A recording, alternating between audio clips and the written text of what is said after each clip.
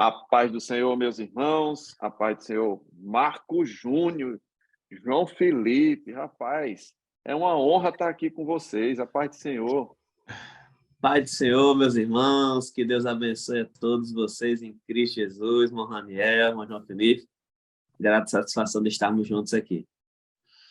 A paz do Senhor, meus irmãos, também é de muita felicidade estar aqui com vocês mais uma vez para mais um EBD em Síntese Podcast. É isso aí, ó. Referência em todo o Brasil, viu? Graças a Deus, só crescendo. E você que não se inscreveu ainda, que não compartilhou ainda, pelo amor de Jesus, não faça isso. Coloque aí o sininho, ative o sininho, se inscreva, passe aí para os seus amigos, professores, alunos. Por quê? Porque esse trabalho é nosso. Pode comentar, pode participar, né? A gente tem o maior prazer de tê-los aqui, esse trabalho que nasceu no coração do nosso Deus, mas que foi instrumentalizado pelos nossos pastores, o pastor Martim Alves da Silva, presidente da EADER, e também do pastor Reinaldo, né? Que é o líder deste órgão maravilhoso chamado DENEC, Departamento de Ensino e Educação Cristã, aqui no nosso querido Rio Grande do Norte. E estamos aqui no EBD em Síntese Podcast, para nós conversarmos, como vocês já bem conhecem, falando sobre as lições bíblicas que são publicadas pela CPAD. Desta feita, estamos com a lição de adolescentes, lição de número 3. O 3 que fala da Trindade, o 3 que fala de Deus, e ele tem como um tema aqui, ó, a poderosa mensagem da carta aos Hebreus. Nós estivemos juntos semana passada, né, com a lição de número 2, e fizemos assim aquele, como dizem os franceses, en passant. Fizemos assim a panorâmica do livro, né, dos Hebreus, né, escrito aos Hebreus. Sabemos que não tem autoria certa, sabemos uma época aproximada, anos 60, 70, mas hoje o nosso foco é sobre a poderosa mensagem, né? Qual o objetivo principal deste livro? É óbvio que precisaríamos de mais tempo para falar, porém a lição ela se detém no capítulo 10, né? Em sua maior parte, inclusive esta é a leitura bíblica em classe, Hebreus 10, versículos 1 a 12, 19 a 22, e tem 3 objetivos aqui. Afirmar que a morte de Jesus na cruz foi eficaz, destacar que o sacrifício de Jesus foi único e suficiente, e anunciar que o sacrifício de Jesus nos colocou de volta à presença de Deus. Suas considerações iniciais, meu querido Marco Júnior. É uma grata satisfação a gente sempre estar aqui para conversarmos sobre as nossas maravilhosas lições e tendo a certeza de que essa mensagem, uma mensagem de esclarecimento do escritor aos Hebreus, porém de esperança apesar das inúmeras mensagens deturpadas sobre a questão do evangelho que existiam na época, a questão da vida eterna. Várias questões foram elencadas pelos judaizantes, pelos gnósticos também, enfim, mas o escritor aos Hebreus ele é enfático, inspirado pelo Espírito Santo. Este escritor foi capaz de dizer que o sacrifício de Cristo, que a obra perfeita de Cristo é suficiente para dar vida eterna a todos aqueles que creem nele. Meu querido João Felipe, bom tê-lo aqui conosco. O que você tem para nos dizer neste começo de podcast? Dando continuidade, né, a mais uma lição falando sobre a epístola aos Hebreus. Aprendemos muita coisa já nas lições passadas, e essa não diferente também, trazendo um novo enfoque, né, que é uma carta assim, tão rica, uma epístola tão rica, que não conseguimos terminar tudo numa única aula, né? E como o nosso irmão Marco Júnior, nosso professor aí, Marco Júnior, já bem introduziu, Na lição de hoje, iremos falar um pouco sobre a questão do sacrifício de Cristo ser eficaz, da eficácia do sacrifício de Cristo. E isso é uma mensagem extremamente importante para qualquer cristão, e também, e principalmente para o cristão que está se fundamentando, crescendo em fé, como é o caso dos nossos adolescentes, né? Porque nós sabemos que eles estão ali sempre curiosos, sempre buscando alguma coisa a mais sobre o assunto, e é um assunto extremamente pertinente, porque às vezes pode até surgir algumas dúvidas sobre essa questão da eficácia do sacrifício. Às vezes as pessoas até sempre foi criado ali com aquela questão de saber que Jesus morreu na cruz, mas às vezes trata o sacrifício apenas como uma mera história, digamos assim, como apenas um acontecimento, mas lições como essa da Carta aos Hebreus nos trazem aquela importância de realmente compreender e validar em nossas mentes que o sacrifício de Cristo, ele é único, eficaz e foi o suficiente, porque só através dele é que nós, homens decaídos, podemos ser religados ao Pai. Muito bem, queridos, nós estamos aqui.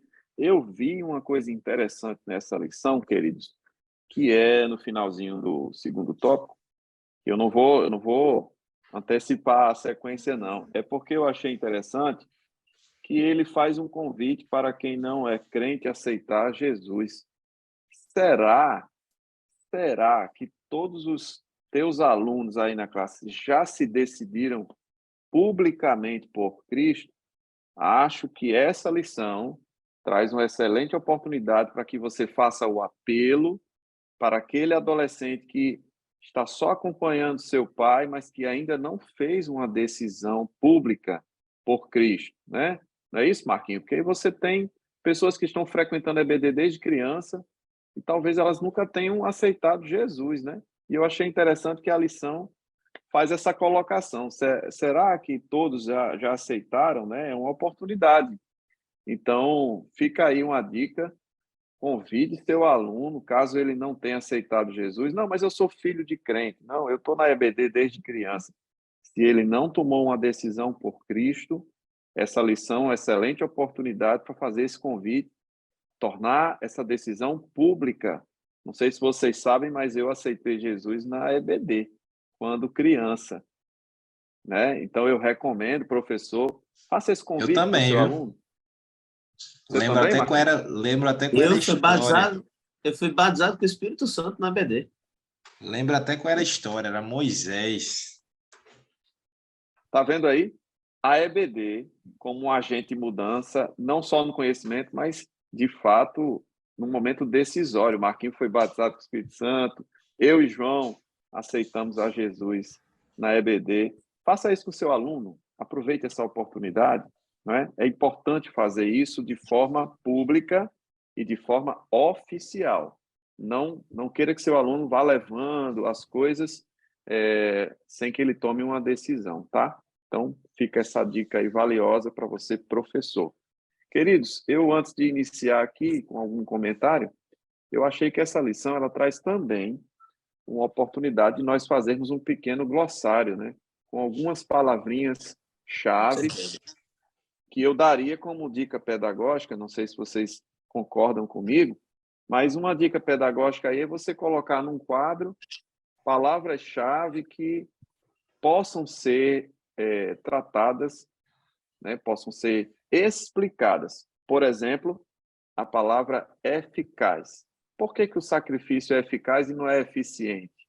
Por que ele é eficaz? Né? Porque o eficaz está associado àquilo que é certo, àquilo que é suficiente, àquilo que é cabal. E eficiente Tem não. virtude, Eficiente é né? É, Poder. exato. Então, o sacrifício é eficaz. Está no primeiro objetivo da lição.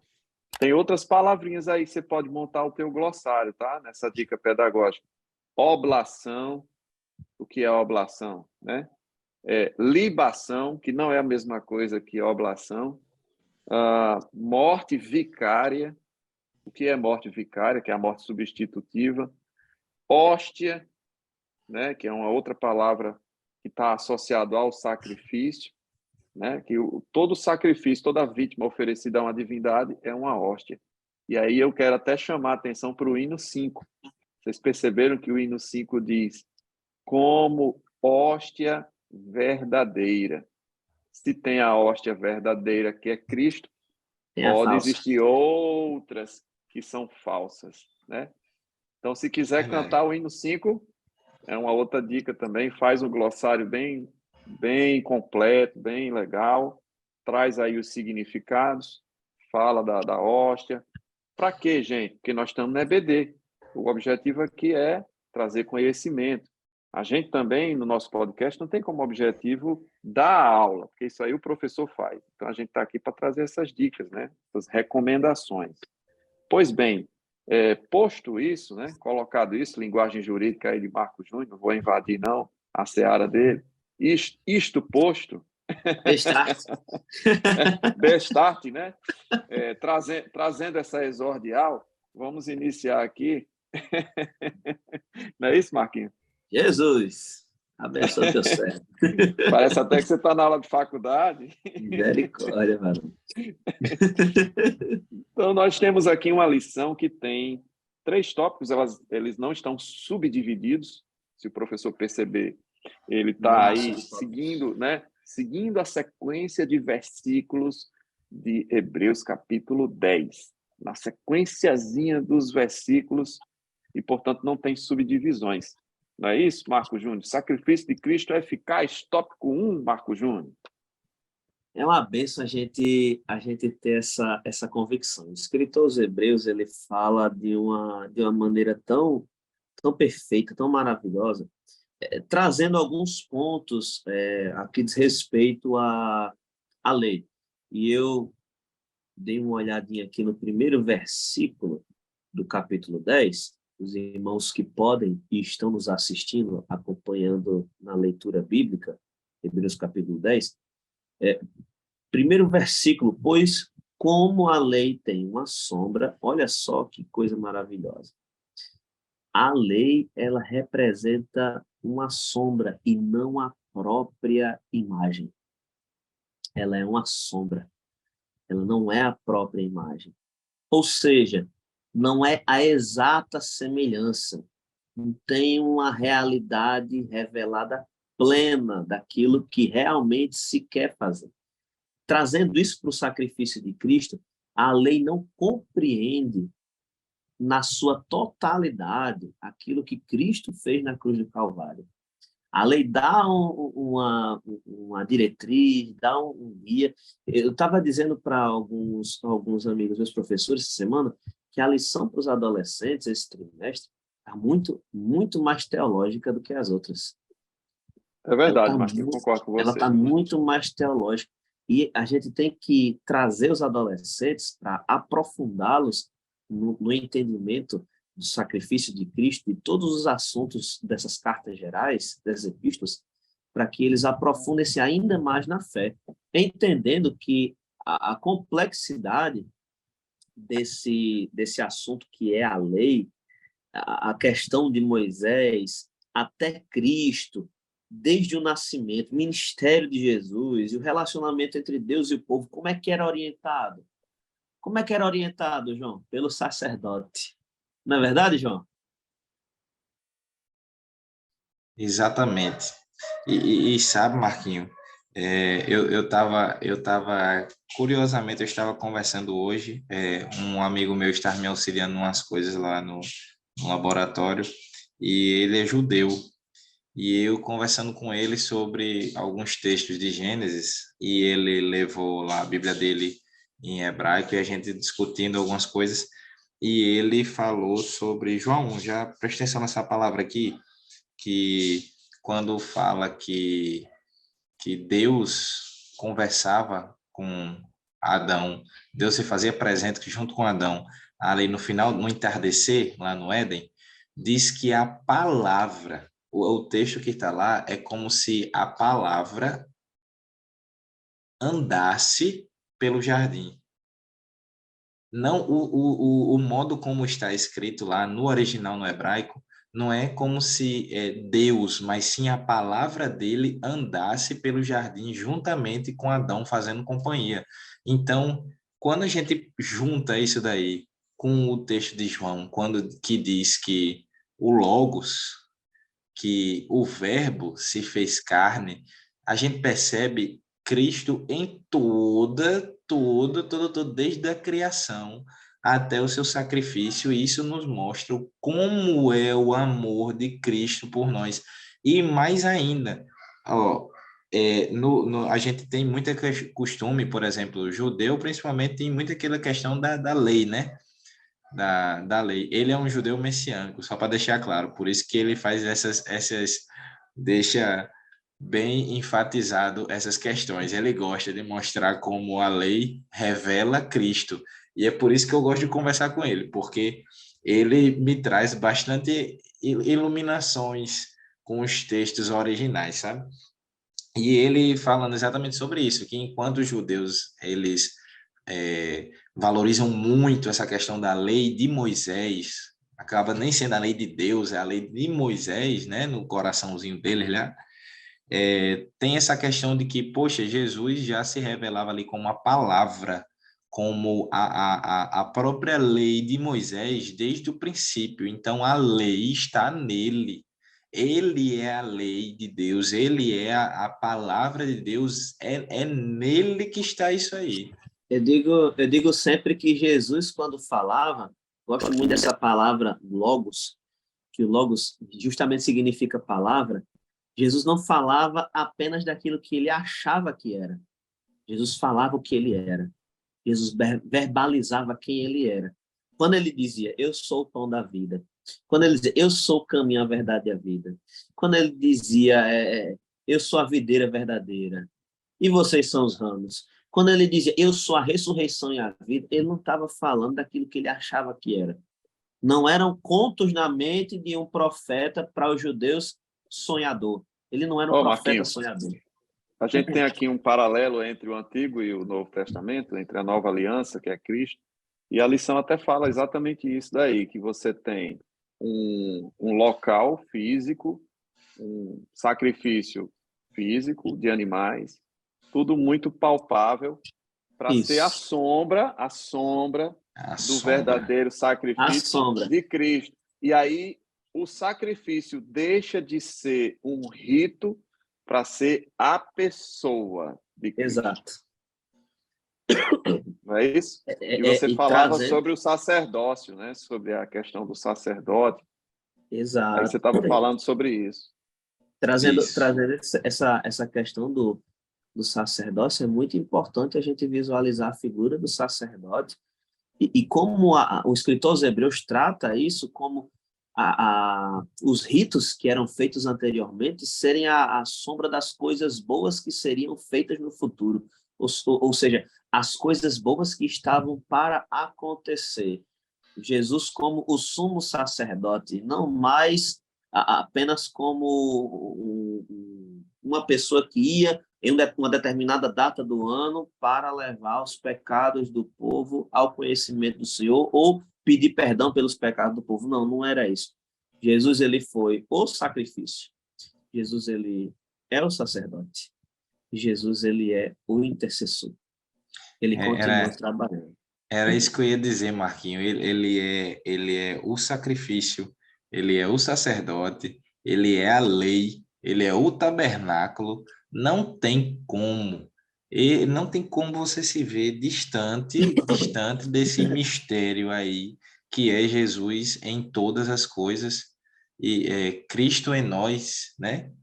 E em tudo, e tudo é para Ele, tudo é por Ele. Então, não tem como conseguir desvincular isso, e isso nos mostra que nele, como se cumpre todas as coisas, como ele é o auge da revelação divina. Não tem como você olhar e tentar. Você pode tentar com todas as forças, mas são inúteis tentar mensurar e ainda mais desqualificar o sacrifício que Jesus fez, porque nele se cumpre todas as coisas.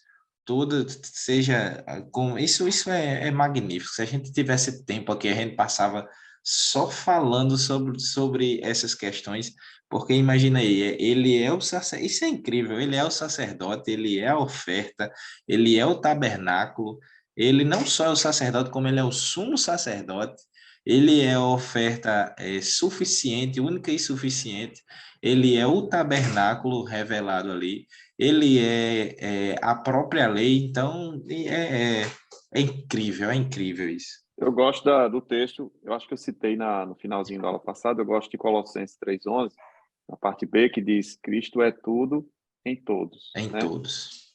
Então, ele é o grande objetivo da palavra de Deus, porque ele é a própria palavra, mas a realidade do Antigo Testamento, por isso que a epístola aos Hebreus foi escrita para judeus, para que eles compreendessem o paralelo das coisas que eram sombra para a realidade, das coisas que eram rituais para o Cordeiro de Deus, das coisas que eram mecânicas e repetitivas para que agora eu tenha um sacrifício eficaz.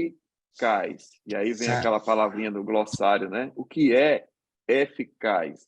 É algo perene, completo, definitivo, suficiente, abrangente, atemporal. E aí você sai colocando todas as profundidades possíveis para essa palavra eficaz aplicada a E, Cristo, né, João? e sabe, professor Raniel, é interessante quando a gente vê que Hebreus, o escritor da Epístola aos Hebreus, ele praticamente pega tudo aquilo que a gente lê hoje em dia em Levíticos, toda aquela questão ritualística, todos aqueles E detalhes, aponta tudo para aquilo Cristo. ali, e aponta para Cristo.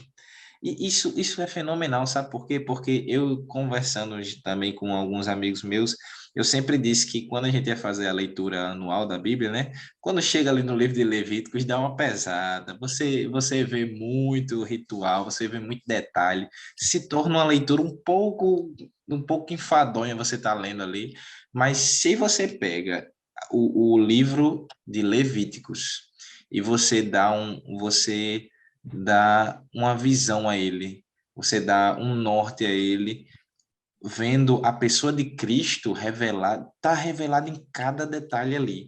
Então, o que o escritor dos Hebreus vai fazer, exatamente como nosso irmão Raniel falou, é pegar aquele contexto ali ritualístico e todos aqueles elementos bem conhecidos pelos judeus, porque um judeu que não conhecia disso não podia ser considerado judeu, porque a vida dele era aquilo ali.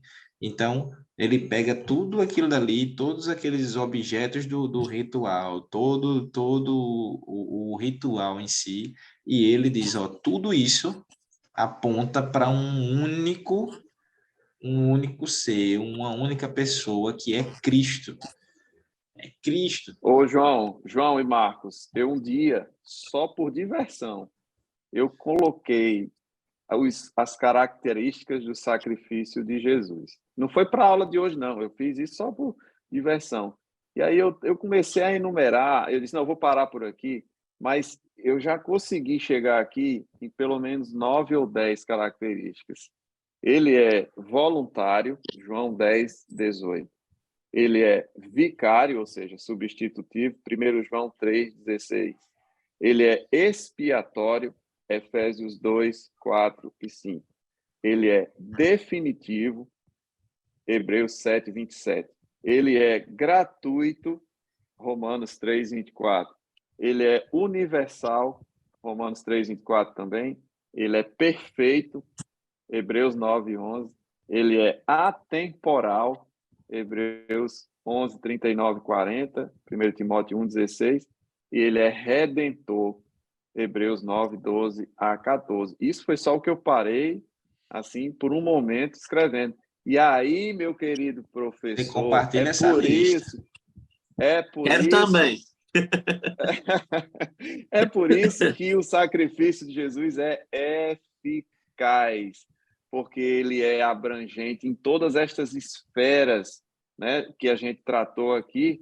E aí a gente entende que aquilo que era passageiro, insuficiente, repetitivo, se torna definitivo, perfeito, abrangente, expiatório.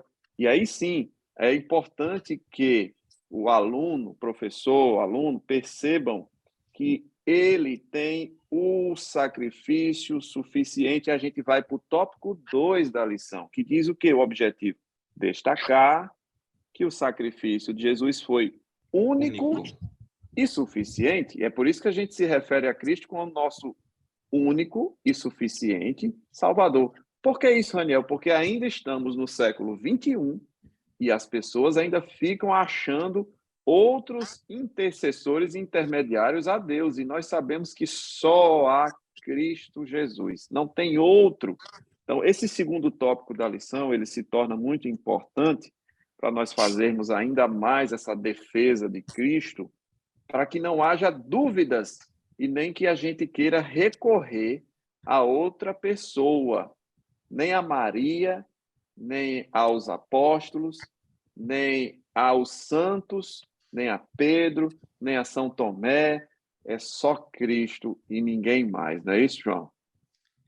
E sobre isso, eu vim até conversando essa semana com uma das minhas co-orientadoras, e a gente vem comentando exatamente sobre isso, que Jesus, às vezes o ser humano ele parece que gosta de complicar as coisas, porque é, Jesus ele faz todo aquele processo, passa por todo aquele processo, ele cumpre cabalmente o propósito dele, ele vem, morre numa cruz, dá até sua última gota de sangue pela pessoa, aí ele rasga, o véu do templo é rasgado, demonstrando que você tem acesso direto agora a Deus, só se ajoelhando no seu quarto, você pode muito bem entrar na presença de Deus e conversar diretamente com Ele. Aí, e a Bíblia diz que só há um intercessor entre Deus e os homens. Aí a pessoa faz o quê? Cria imagens para poder pedir esse indivíduo, para o indivíduo ir lá e interceder por ele, sendo que a gente poderia encurtar o caminho e ir diretamente a Jesus e conversar direitinho com ele. Então, às vezes, eu fico pensando como a gente gosta de complicar certas coisas, ou como, por exemplo, às vezes, por falta de conhecimento mesmo, a gente acaba colocando coisas no meio entre a gente e Cristo, na hora de conversar com ele, né? E a gente acaba infringindo essa questão de que o sacrifício dele foi único, a gente já falou que foi eficaz. Então, eu não preciso de outros méritos, outras formas de se chegar à presença do Pai. Aí, a gente está falando agora sobre a questão dele ser único, de eu não precisar agora estar derramando sangue, imolando nenhum tipo de animal, porque o sacrifício dele foi suficiente.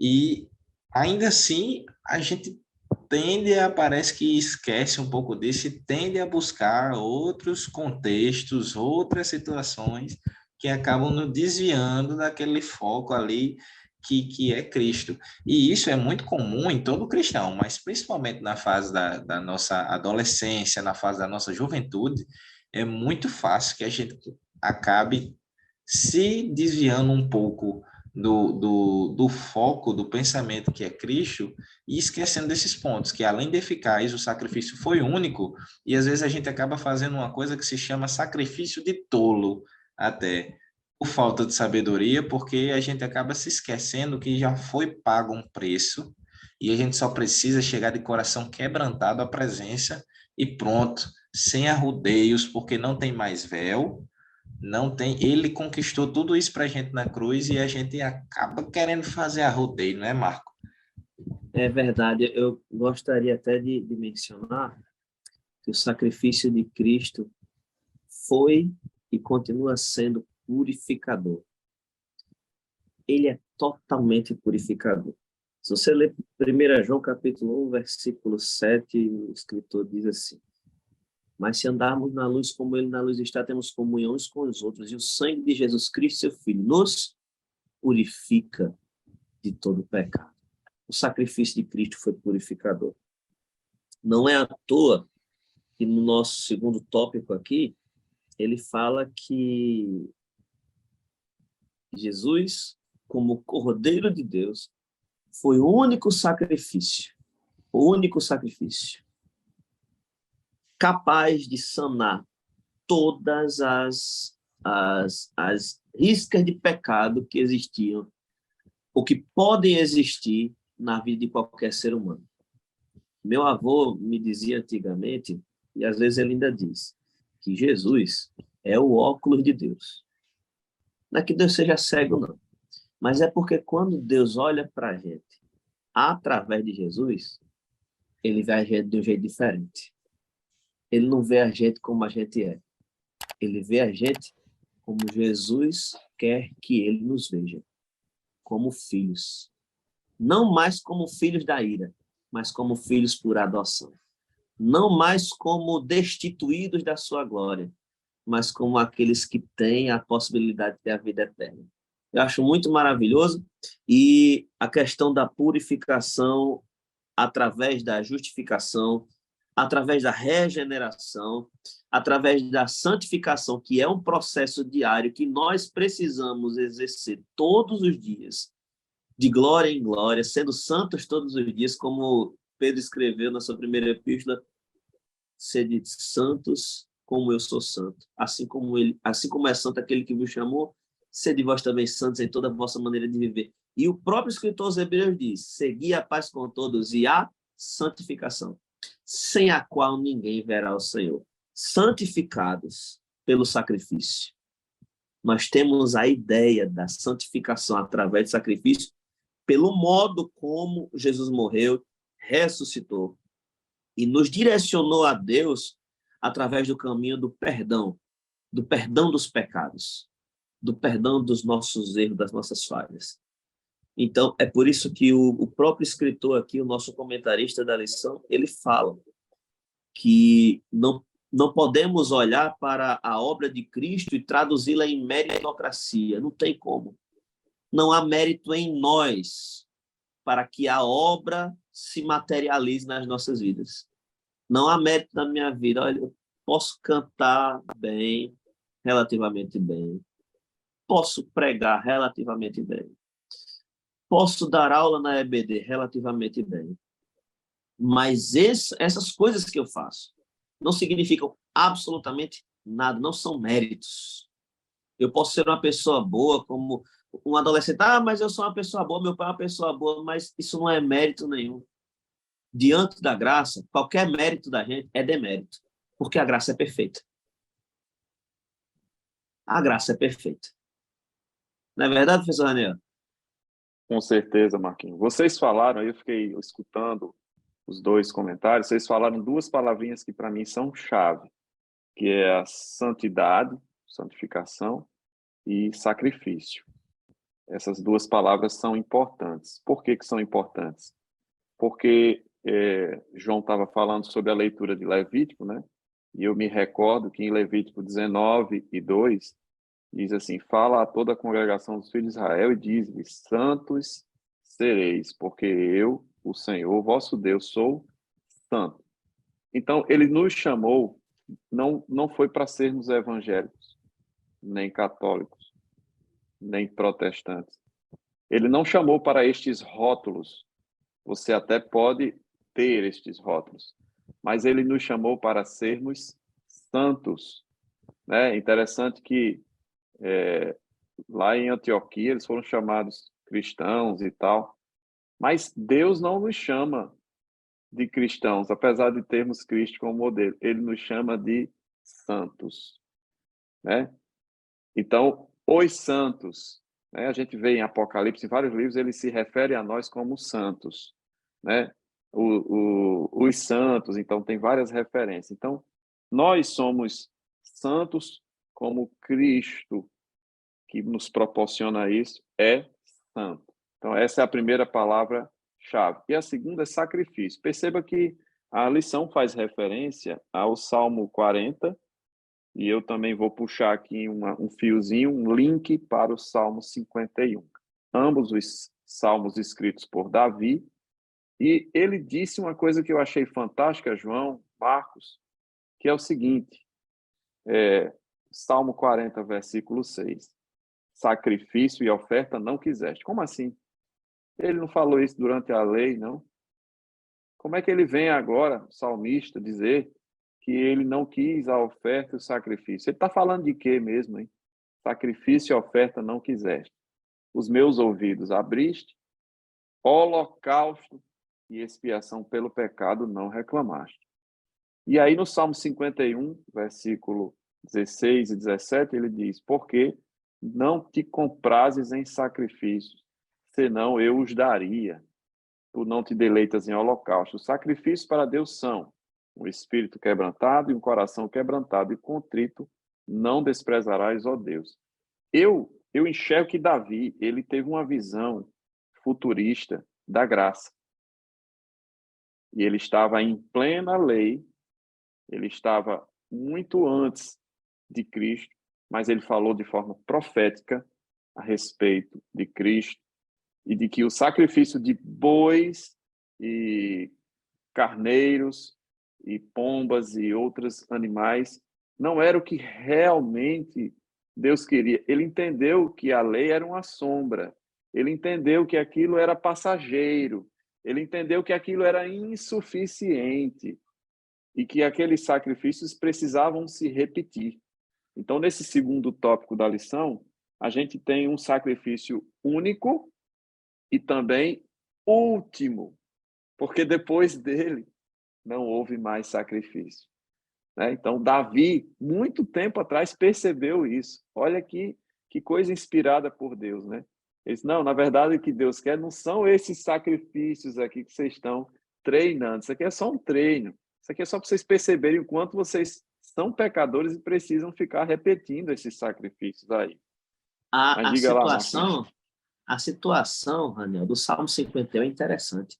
Davi tinha acabado de passar por um processo de pecado com Batseba. Davi estava na posição que um dia eu e você estávamos, se considerando talvez a pior pessoa do mundo ou em situação de pecado, longe daquilo que o Senhor queria que ele fosse. Mas o que me chama mais atenção nesse salmo, também, além dos versículos que o professor Raniel citou, é o verso 7. Quando Davi diz, olha, purifica-me com esopo e ficarei puro. Eu fico olhando, o professor Raniel falou de uma forma muito agradável sobre a visão futura de Davi, sobre a graça, sobre o sacrifício, e basicamente o que ele pede aqui, purificação, não era um sacerdote que iria fazer isso por ele. Não era através de um sacrifício real de cordeiro. Não. Ele pediu isso ao Senhor. Só quem poderia purificá-lo era o Senhor. Por quê? Veja só, os sacrifícios que eram feitos através do cordeiro, o sacerdote levava, fazia o sacrifício, expiação, ok, tudo bem. Mas isso era pelos pecados que haviam sido cometidos durante todo o percurso daquele transcurso do ano e sobre os anteriores. Então, em tese, os pecados eram lembrados. Davi estava falando aqui na visão divina da coisa. Porque dos pecados que ele foi purificado através do sangue do cordeiro, ele lembrava. Ainda feriam, não lembravam assim no sentido de, eu pequei. Não, ele lembrava no sentido de, eu pequei e ficava se martirizando por isso. Mas essa questão aqui, purifica-me com isso e ficarei puro. Ele disse, Senhor, mesmo que eu tenha pecado e mesmo que eu me lembre daquilo que eu fiz, eu não quero mais me lembrar com remorso. Eu quero me lembrar de como o Senhor curou a minha alma através da tua purificação. Olha que coisa maravilhosa. E não é isso que a graça faz? Olha, a graça não anula as consequências do pecado do ser humano, mas a graça anula a ideia de você estar sobre o domínio do pecado. Porque, por exemplo, uma pessoa que lá fora assaltou, roubou, fez alguma coisa de mal, vai ser penalizada pela lei dos homens. Isso é consequência dos pecados dela. Uma vida totalmente fora da presença de Deus. Entretanto, quando nós vemos pela graça, apesar dela ter feito isso, apesar de tudo quanto ela tenha feito, o pecado não prende ela mais nas garras de Satanás. Ela não é mais presa, agora ela está livre. Mesmo ela estando sobre a égide do ser humano, sobre a lei do homem, mas por Cristo, apesar da lei dos homens, ela está livre. E era isso que Davi estava falando. Eu pequei, eu errei. Eu poderia ser condenado, mas Deus não quis condená-lo à morte, como dizia a lei. Mas eu pequei, porém o Senhor me purificou. E por isso a minha alma está em paz, porque Ele me purificou. Marquinhos, você citou aí com o isopo, né? Só para não ficar uma dúvida aí para o professor. O Sim, isopo é uma planta que era muito usada na purificação, rituais de purificação dos judeus, e ele tem uma característica que suas folhas absorvem o líquido, é como se fosse uma esponjinha natural que é colocada isso. em molhos, né? E aí você mergulha no líquido e aquilo absorve bastante líquido e você asperge. Então, mais uma vez, ele falando de forma profética, isso poderia ser aspergido com sangue, inclusive, Sangue. né? Então ele já estava falando de forma profética a respeito do sangue de Jesus Cristo, né? Então é uma purificação muito mais profunda, né? Ele estava pedindo ao próprio Deus a purificação, não é verdade? Não é isso, João? Se a gente analisar a carta, a epístola aos Hebreus, a gente sempre vai voltar para esses pontos que a gente vai ter que todo ritual, todos os processos ritualísticos sendo bem abordados e revelando Cristo. E revelando Cristo é uma coisa surpreendente, Na verdade, porque é o grande fechamento, né? Porque você tem é, várias pontas soltas, não bem explicadas, e aí você vem o escritor aos Hebreus e começa a unir todas as pontas para que haja uma completa compreensão, né? Do E sacrifício vai de Jesus. costurando a Vai revelação da graça. costurando, exatamente. vai costurando, exatamente, Marquinhos. Vai fazendo essa emenda toda aí, essa costura toda aí, porque as pessoas poderiam até se perguntar, mas por que que tem o real significado disso aqui? E elas poderiam até cogitar, não, aí sempre deviam parar na questão, não foi Deus que estipulou assim. E quando Jesus vem e o escritor aos Hebreus ele vai fazer isso, ele vai dizer, olha, tudo isso que a gente viveu de sacrifícios e de rituais, tudo isso se cumpre na pessoa perfeitamente, na pessoa de Cristo. O ritual exigia sangue, temos a expiação do sangue. O ritual exigia que acontecesse assim, assim, assim, nós temos todo esse processo sendo personificado aí na pessoa de Cristo. Então, por isso que ele é eficaz e por isso que ele é o único. Não tem mais bode expiatório, não tem mais rolinha que eu vou degolar, não tem mais bezerro, novilha vermelha, não tem mais nada, não. O único e eficaz é Cristo e acabou. Muito bem, queridos. Eu até, fazendo o link aqui para a terceira e última parte da lição, eu quero destacar Hebreus 10, versículo 11 e 12. Por quê? Porque com esses dois versículos você consegue fazer um paralelo muito bem feito do Antigo Testamento e da Nova Aliança. Ou seja, você tem palavrinhas-chave que se interpolam aí. Por exemplo, o sacerdote que aparece a cada dia. Aí no versículo 12 diz que é um sacrifício único. Aí no 11 ele diz que aparece muitas vezes, né? Então, no 12 ele diz que o Cristo já está assentado. No 11 o sacerdote está de pé, ou seja, não está concluído o trabalho dele. Cristo está assentado, então ele concluiu o trabalho. Então, com esses dois versículozinhos, eu achei muito interessante esse auxílio teológico. Eu recomendo que faça na sala, porque é bem esclarecedor. Ele até dá aqui a origem das palavras, né? Polax, muitas vezes, e Efapax, uma vez por todas, né? Que é fazendo esse paralelozinho das palavras. Queria eu poder ter um amigo como o seu, viu, João? Que é judeu messiânico. Eu não sou muito de invejar as pessoas, não, mas isso aí você me deixou com inveja. É muito bom.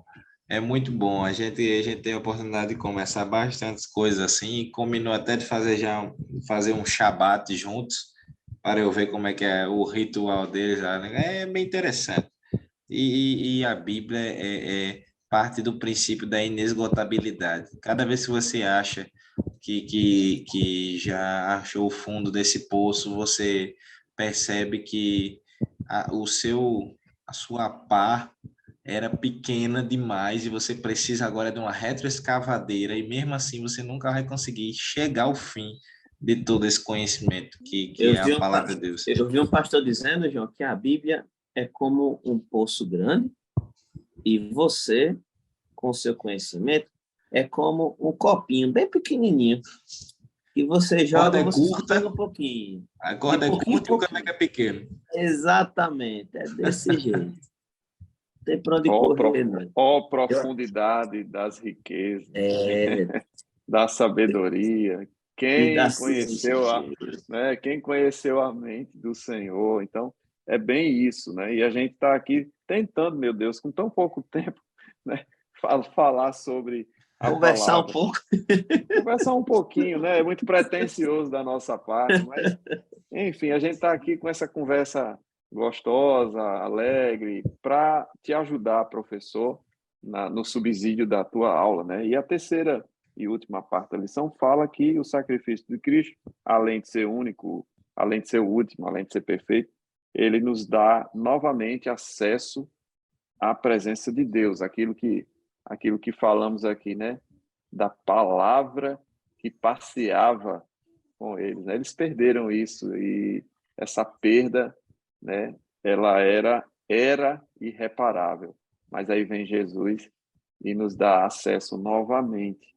Então, esse sacrifício da nova aliança nos permite entrar novamente no lugar santíssimo. Aí você tem aí os versículos 19 em diante, né, de Hebreus capítulo 10, fazendo esse fechamento da lição e nos trazendo o novo e vivo caminho em Cristo, acessando o lugar santíssimo, que é a presença de Deus. A gente poderia também falar aqui umas 2 horas só sobre o lugar santíssimo, mas a gente não tem tempo para isso, né, Marquinhos?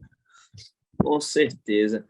Mas trazendo só à luz, os irmãos, uma referência para explicar para vocês mais sobre esse acesso.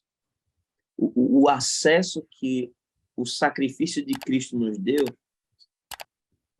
nem por sangue de bezerros, capítulo 9, versículos do 12 em diante, nem por sangue de bodes e bezerros, mas por seu próprio sangue entrou uma vez no santuário, havendo efetuado uma eterna redenção. Porque se o sangue dos touros e bodes e a cinza de uma novilha esparzida sobre os imundos os santificam quanto à purificação da carne, quanto mais o sangue de Cristo, que pelo Espírito Eterno se ofereceu a si mesmo imaculado a Deus, purificará a vossa consciência das obras mortas para servirdes ao Deus vivo, e por isso é mediador de um novo testamento, para que, intervindo a morte para a remissão das transgressões que havia debaixo do primeiro testamento, os chamados recebam a promessa da herança eterna. Tem mais Que alguma maravilha. coisa a ser dita? Tem mais alguma coisa a ser dita? Que maravilha! É Olha, irretocável, coisa né? coisa que eu acho mais interessante aqui é quando ele diz: irmãos, tendo, pois, irmãos, ousadia para entrar no santuário pelo sangue de Jesus. Ele está dizendo aqui, através desse texto no capítulo 9, Cristo uma vez entrou no santuário. Agora a porta abriu, você pode entrar tranquilo, porque se Cristo já foi, você pode entrar com ousadia. Você pode chegar lá, imagina aquela pessoa ousada, né, que entra nos cantos assim. Rapaz, que é meu lugar. Arranjar uma cadeirinha para eu sentar aqui. Eu, Estou aqui, eu vou sentar. Estou eu aqui, fico, Pode Eu falar. fico pensando, sabe, Marco, como esse texto deve ter causado um retrocesso Na mente dos um, judaizantes, com na mente certeza. dos judaizantes, porque imagina aí você dizer que agora, isso tendo exemplo de pessoas que entraram e que não deveriam ter entrado, entraram e até morreram, e agora a pessoa chega lá e escreve que, não, se Cristo entrou, você ousadamente, e é por isso que o ousadamente está aí, porque tinha ainda, e até hoje, às vezes as pessoas querem colocar o véu novamente entre elas e o Pai e Deus, e se esquecem que Jesus, ele deu livre acesso. Ele disse, eu sou o caminho, a verdade e a vida, e vocês vão a Deus através de mim. Vocês não vão, na verdade, não vão, vocês vêm ao Pai, né? É uma coisa tão íntima que vocês vêm ao Pai, vocês não vão até Ele, vocês vêm através de mim. Essa palavra ousadia, você pode transferir ela para a questão de confiança. É como os adolescentes dizem, confia que vai dar certo. Entra lá, confia, entra lá. É como se Jesus estivesse dizendo, confia, meu filho, entra aí. Você está há muito tempo convivendo com os adolescentes, viu, Marcos? Já está até com a linguagem. Faz parte. Vai entrar no lugar santíssimo? Entra confia. Lá. Confia. Confia, entra lá. O sacrifício de Cristo já purificou você, já lhe deu acesso, já lhe deu abertura. Isso é um ponto interessante, porque o que lhe qualifica para ir diretamente ao Santíssimo, à presença de Deus, é o sangue de Cristo.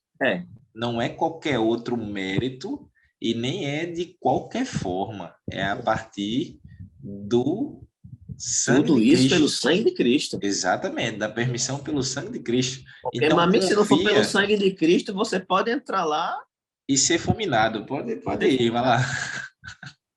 Eu não diria nem fulminado, mas envergonhado. Totalmente envergonhado. É basicamente pessoas que entram, por exemplo, dentro das igrejas hoje e vivem um evangelho de fachada, como se o evangelho de Cristo não fizesse diferença alguma. E o sangue de Cristo não fosse notório em sua vida, porque o que é notório na vida de um crente, de um jovem, de um adolescente, de um ancião, de qualquer pessoa que esteja dentro da igreja, é a virtude ou o poder do sangue de Cristo na vida daquela pessoa. É o que o sacrifício de Cristo é capaz de causar no caráter daquela pessoa. É o que o sangue de Cristo é capaz de causar no eu. Porque, literalmente, o eu li uma frase de John Stott muito bonita, que diante da cruz, nós voltamos ao nosso tamanho normal. Diante da cruz, nós voltamos ao nosso tamanho normal. Às vezes tem uma pessoa... Não conhecia essa frase ainda, não. Pois é, diante da cruz, olha, algumas pessoas chegam diante da cruz de Cristo e chegam com o nariz empinado, aquela coisa toda, mas quando chegam diante da cruz, reconhecem. Pobre, cego, nu, pecador, transgressor, destituído da glória de Deus, filho da ira, que você quiser de adjetivo para quem está longe de Cristo e sem a purificação do sangue de Cristo, tem. Isso é adjetivo, todas as pessoas. Mas agora, com a iluminação da mente, através do sacrifício de Cristo, pela palavra, pelos méritos de Cristo, não são nossos, viu? Pelos méritos de Cristo. Agora nós somos, como o apóstolo Pedro descreveu, nação santa, povo adquirido, sacerdócio real. Então, isso é maravilhoso. É a isso que o sacrifício de Cristo nos dá acesso. Nos dá acesso à presença de Deus, à eternidade. Anteriormente, na época da antiga aliança, era só um sacerdote que mantinha contato com o Senhor. O povo ficava recluso. Mas agora vocês têm livre acesso, vocês podem orar ao Pai e Ele pode falar com vocês podem falar com Ele e Ele pode lhes responder, vocês podem manter contato com Ele, vocês podem orar, vocês podem fazer uma conversa mais íntima com Ele e como Jesus diz, e como diz a palavra, chamá-lo de Abba, Pai. Ser íntimo dele. Na verdade, o sacrifício de Cristo nos transporta. Olha só o que é que Cristo fez.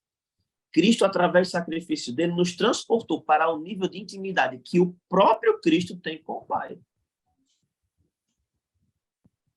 Essa é a nossa possibilidade. Marquinhos, se a gente for falar aqui, acaba o tempo de 3 podcasts, mas eu queria puxar um tempozinho aqui para o que você falou a respeito dos que estão na casa do Senhor de maneira errada, equivocada. E a lição, ela nos coloca um desafio no finalzinho dela, a respeito do ânimo que precisamos dar aos nossos irmãos. E aí, isso muito cabe aos que ou estão na rota equivocada ou que simplesmente deixaram de trilhar o caminho. Hebreus 10, 24 e 25 fala sobre animar uns aos outros, fala sobre os que deixaram de se congregar. Isso tem muito a ver com o cenário pós-pandemia, que a gente ainda sofre os efeitos. Adolescentes, jovens que pararam de frequentar a casa do Senhor, que pararam de comparecer à escola bíblica dominical. Nessa semana, faça uma ligação para aquele aluno que nunca mais compareceu, mande uma mensagem de WhatsApp, faça uma ligação, convidando aqueles alunos que há algum tempo não vêm mais para a EBD. Isso é totalmente bíblico e é um desafio muito interessante colocado pela lição e que está no tema da lição, que está no texto de Hebreus 10, né, nos versículos 24 e 25. E aí você falou também que ele nos fez ser ousados em sermos esses sacerdotes. A Bíblia diz que ele nos fez, né, Apocalipse 1 e 6, ele nos fez reis e sacerdotes. Quer dizer, Cristo é o sacerdote perfeito, mas ele não só nos deu acesso, mas ele nos fez reis e sacerdotes. Só essa expressão reis e sacerdote daria um outro podcast. Porque, por exemplo, em Apocalipse também ele diz que nós vamos assentar com Cristo no seu trono. Então, nós vamos reinar, sim. Nós seremos sacerdotes da nova aliança, sim. Então, é tudo muito profundo. A gente não tem só acesso a Deus, porque isso já seria muito bom. Ele vai além. Ele nos faz reis e sacerdotes. E tem aquelas passagens da Bíblia que fala, ó reis da terra. Você já parou para pensar que ele está falando com você e não com o presidente do Brasil? Você foi feito rei e sacerdote na terra por Cristo. Então você não só tem acesso, mas você é representante do reino aqui na terra. E isso é uma função que nós saberemos, vai ser muito mais abrangente e profunda no milênio, mas isso não é tema da lição. Mas é algo que a gente já começa a sentir o gostinho e a experimentar quando entramos na nova aliança, né? E João até bota a mão no queixo assim e pensa, rapaz, realmente daria um outro podcast só isso aí. se a gente lembra que está escrito que tudo que Jesus fez e disse e tudo mais, não iam caber livro no mundo, ia conseguir comportar, imagina podcast, não ia ter memória no mundo que tivesse para gravar esse vídeo. Mas assim, a gente infelizmente tem um tempo curto, a gente se dá ao direito de fazer alguns comentários, mas você, professor, se fixe nos pontos principais, nas dicas pedagógicas que a gente comentou, mas antes de tudo, ame o seu aluno. Ame o seu aluno. Ligue para ele, chame ele para participar, passe na casa dele, dê uma carona para ele, porque de nada adianta essa profundidade teológica se o teu aluno não sentir o amor de Deus através de você. É verdade. Então, essa é a mensagem final que eu deixo aqui na conclusão e passo a palavra final também para os meus amados irmãos. À vontade, João. Eu só quero agradecer a Deus por essa oportunidade que Ele sempre nos dá aqui, né? De estar aqui conversando com vocês. Eu espero que essa aula tenha esse momento aqui nosso, né? Que a ideia não é dar aula aos nossos professores, mas sim nos ajudar aqui, ajudar com alguma coisa. Espero que tenha sido de grande valia para vocês, porque para a gente pode ter certeza que é. Enquanto a gente está aqui conversando com vocês, a gente vai aprendendo uns com os outros aqui, é muito bom. Com certeza. É uma benção, é uma benção. Queridos, é uma grata satisfação a gente estar junto aqui. sempre conversando a respeito da palavra de Deus e daquilo que Ele tem para as nossas vidas e falando desse assunto tão maravilhoso, que é o mistério da graça, que nos é revelado na pessoa de Jesus Cristo. Que coisa maravilhosa, é muito maravilhoso.